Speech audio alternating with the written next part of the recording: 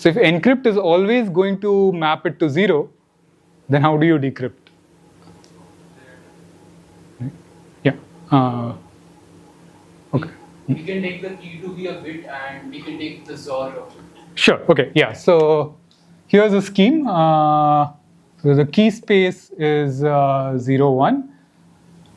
To encrypt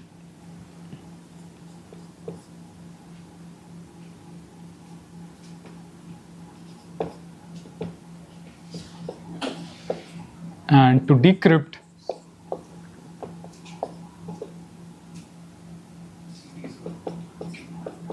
okay, so this is my scheme. Again, it's an easy exercise to show that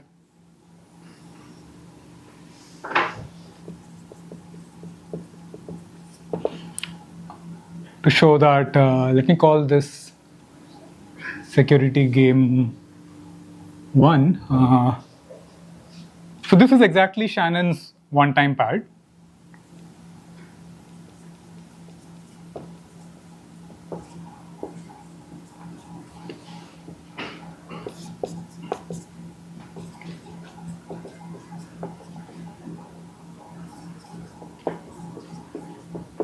So prove that this scheme satisfies the security definition that we have over there. What do you do if you had to extend this to n bits? If your message space was 0, 1 to the n? Yeah, exactly. So there's nothing special about a single bit. You could have done the same thing for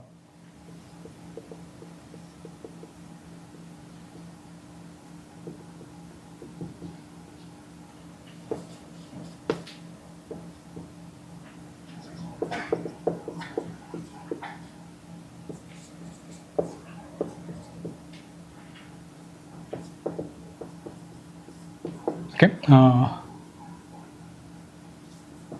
So this security definition was for a single bit. If you had multiple bits, what you want to allow is you want the adversary to choose the two messages that it wants to attack. So the way we capture this is we let the adversary pick M0, M1. The adversary could pick whatever M0, M1 it wants. Okay, it sends over M0 and M1. The challenger picks a uniformly random key, picks a uniformly random bit, sends over an encryption of M sub b, and the job of the adversary is to guess whether M0 was encrypted or M1 was encrypted. Okay? Clear? Adversary sent the message. Yeah, right. So now the question is, why do we want to allow the adversary to send the two messages? The idea is maybe the adversary knows some vulnerabilities in your encryption scheme and knows that it can distinguish between encryption of, say, hello and bye. Okay, maybe it cannot decrypt everything, but it can distinguish between the encryptions of these two messages. So what we want is we want our encryption scheme to be so strong that the adversary can't even distinguish between encryptions of two messages of his or her choice.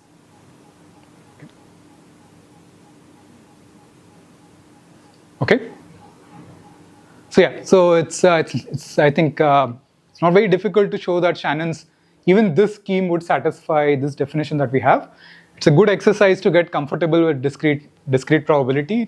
Prove that this scheme over here satisfies the definition that we have over there. Okay. Questions? So we are almost at the end of today's lecture. Any questions?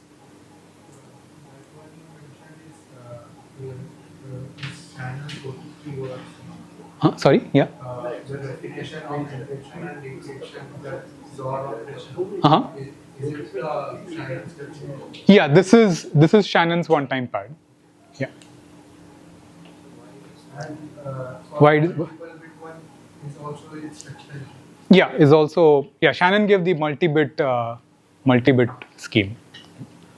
The question is, why is this only one time secure? We'll take that up in the next lecture, because in order to talk about multi-time security, this security game is only capturing a one-time security. It's only capturing the fact that the adversary sees one ciphertext.